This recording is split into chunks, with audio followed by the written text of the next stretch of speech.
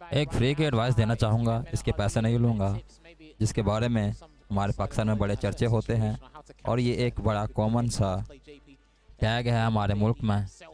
साथ ही साथ इंडिया के मुल्क में भी ये एक कॉमन सा टैग है।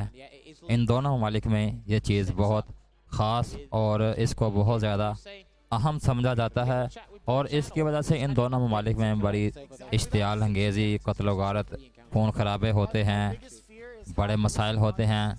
ये एक ऐसा मसला है जिस पर थोड़ा कंट्रोल करना पड़ेगा, क्योंकि आने वाले दौर में इसकी वजह से जो नुकसान होने हैं उसको हम बर्दाश्त नहीं कर सकते।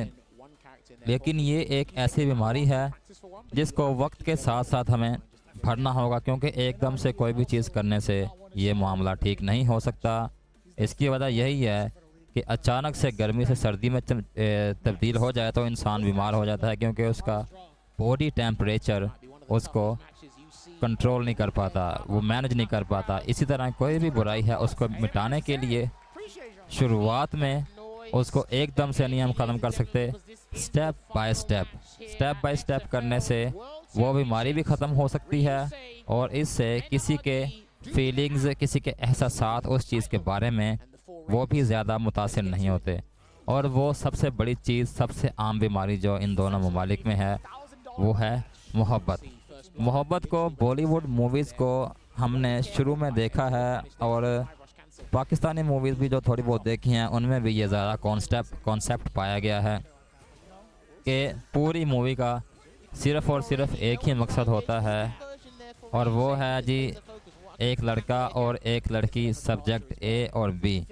सब्जेक्ट ए और बी के दरमियान ही पूरी फिल्म ख़त्म हो जाती है और इसी पूरी फिल्म के दरमियान 2-2.5 घंटे की जो फिल्म होती थी उसमें एक लड़का और एक लड़की को मिलाने के लिए कई जानों का ज़िया होता है। कोर्ट कचहरी के चक्कर लगते हैं, लड़ाई झगड़े होते हैं, कानून की खिलाफ वर्जियाँ होती हैं। ब्राइट फ्यूचर का कोई इसमें कॉन्सेप्ट नहीं है। किस तरह से ज़िंदगी को मैनेज करना है, लाइफ को मैनेज करना है, फ्यूचर को किस तरह लेकर चलना है, उसके बारे में भी कोई किसी तरह की आगाही नहीं दी जाती। और इसके साथ साथ प्लस पॉइंट ये है कि अपना जो ज़िंदगी का मकसद है वो ही नहीं डिफ़ाइन होता।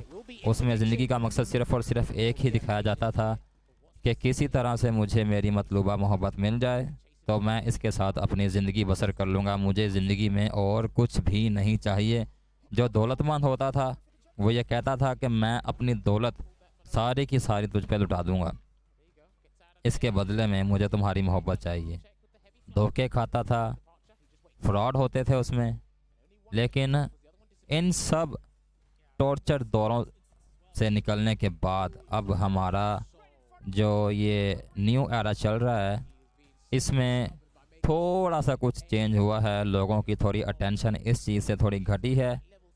थोड़ा ये हुआ है कि अब जो पहले खून खराबे हुआ करते थे गैरत के नाम पर वो काफ़ी कम हो चुके हैं। 50% कह लो या 40% कह लो, 40-60 इतना कह लो, इससे ज़्यादा नहीं फ़र्क पड़ा।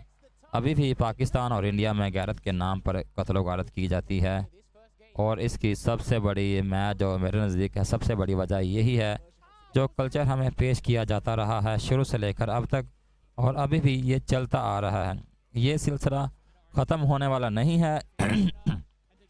तो बेहतर यही होगा कि हमें इस पर आहिस्ता आहिस्ता कंट्रोल कैसे पाना है। सबसे पहले इस पर कंट्रोल पाने के लिए हमारे पास जो चीज़ है वो ये है, ज़िंदगी में कोई मकसद होना चाहिए कि हमने इस रूल को अपना कर इसके मुताबिक ही अपनी ज़िंदगी गुजारनी है और अपने इस मकसद को हासिल करना है। फिर वो रूहानियत भी है उसमें दुनियावी कामयाबी भी होनी चाहिए। रूहानियत में मज़हब आ जाता है और दुनियावी कामयाबी में ज़िंदगी के मामलात जो भी हैं, जितने भी हैं चलते हैं, उन सब को सबसे पहले हमें इन चीज़ों पर गौर देना चाहिए। मोहब्बत भी बहुत ज़रूरी है ज़िंदगी में। मोहब्बत के बगैर इंसान कुछ नहीं है। मोहब्बत ज़िंदगी में हो तो इंसान उस स्टेप पे खड़ा हो के आगे की दुनिया की तरफ बढ़ सकता है। ज़िंदगी में कोई ऐसा साथी हो जिसके साथ कुर्बत ज़्यादा हो, जिससे बंदा अपने दुख शेयर करता है, उसका सहारा लेकर आगे दुनिया की तरफ देखना चाहिए। साथ ही साथ अपने घर के मामलात को भी चलाओ और साथ ही साथ दुनिया में अपने आप को मनवाने की कोशिश भी करनी चाहिए। अलूमा फ़नून से हम बहुत ही ज़्यादा पीछे हो चुके हैं। तकरीबन दोनों ममालिक में ही, इंडिया पाकिस्तान में, कोई भी इतना बड़ा नाम पैदा नहीं हुआ कि जिसने साइंसी लिहाज से कोई दुनिया को नई इन्वेंशन दी हो, या कोई इतनी बड़ी, इतनी कामयाब अच्छी ऐप बना दी हो जिसकी वजह से उस मुल्क का नाम चलता है पूरी दुनिया में। हमारे इन दोनों ममालिक में ना ही कोई ऐसा सॉफ्टवेयर बना सके हैं और ना ही कोई ऐसी इन्वेंशन कर सकते हैं की है इन दोनों ममालिक ने, कि जिसकी वजह से इन दोनों ममालिक का नाम दुनिया में जाना जाए। बहुत बुरी हालत है इन दोनों ममालिक में। किसी भी एक ऐप को कंट्रीब्यूट नहीं कर पाए, जैसे ये ट्विटर है, फेसबुक है, यूट्यूब है, इस तरह की कोई ऐप जिससे इतनी ज़्यादा कमाई होती है। खाली एक ऐप अगर हम इन दोनों ममालिक में से एक ही हिट हो जाए ना, तो उससे इतना ज़्यादा डॉलर आएगा इन दोनों ममालिक में कि जिससे तकरीबन, चलो कुछ नहीं तो कुछ मसाइल, थोड़े से मसाइल तो हल हो सकते हैं ना, कि दुनिया में उस मुल्क का नाम भी जाएगा और उस दुनिया की शनाख्त में वो मुल्क भी उभरेगा आके, कि इस मुल्क में भी लोग रहते हैं जो कि उलूमा फ़नून में महारत हासिल करना चाहते हैं। कहने को तो ये बात है कि इंसान जिस तरफ जो देखता है ना, वही करने की कोशिश करता है। हमारा जो कल्चर शुरू से रहा है, जो दिखाया गया है मूवीज़ में, ड्रामों में, जो भी हमें पढ़ाया गया है, उन सब में एक चीज़ ज़्यादा हाईलाइटेड थी, और वो थी सिर्फ़ और सिर्फ मोहब्बत। और उसी चीज़ को टेकअप किया गया है। अब देखने वाला मैं हूँ ना, अगर मैं टीवी देखता हूँ, टीवी में जो लगेगा मैंने वही देखना है। और तब तो इतना इल्म नहीं था कि हॉलीवुड की मूवीज़ देख सकूं बगैर डबिंग के हिंदी में। अब तो इंग्लिश में भी देख लेते हैं। उस वक्त इतना माइंड डेवलप नहीं हुआ था कि बंदा इस तरह के कुछ काम कर सके। लेकिन अब तो उम्र जो है मैच्योरिटी तक पहुंच चुकी है, अब इन बातों की समझ आ चुकी है। मतलब हॉलीवुड और बॉलीवुड का कंपेयर किया जाए तो इनमें बड़ा फ़र्क है, थोड़ा सा नहीं, बहुत ज़्यादा फ़र्क है।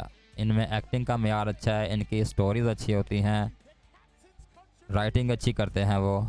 लेकिन बॉलीवुड में ऐसा कुछ भी नहीं है।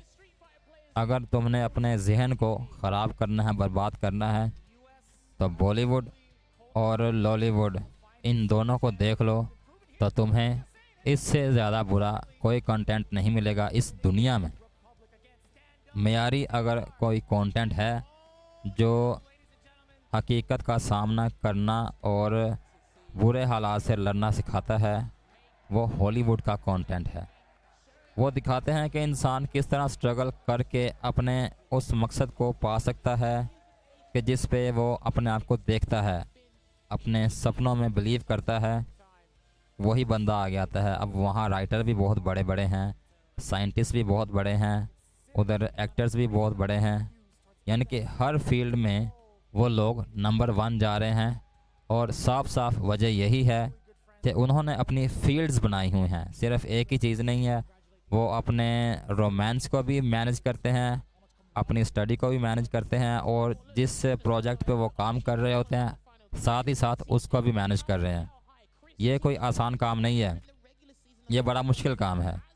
और इस मुश्किल काम को करने के लिए सिर्फ और सिर्फ इंसान का एक पुख्ता इरादा होना चाहिए, जिसके जहन में ये हो कि मैं इस दुनिया में आया तो हूँ एक आम इंसान की तरह, लेकिन मैं जब इस दुनिया से जाऊँ तो मेरे जाने के बाद मेरे कोई बड़ा काम, कोई ऐसी मेरी जो है ना कंट्रीब्यूशन हो जिससे दुनिया को फ़ायदा हो, और उसके साथ साथ मेरा नाम भी इंसानी तारीख में ज़िंदा रहे।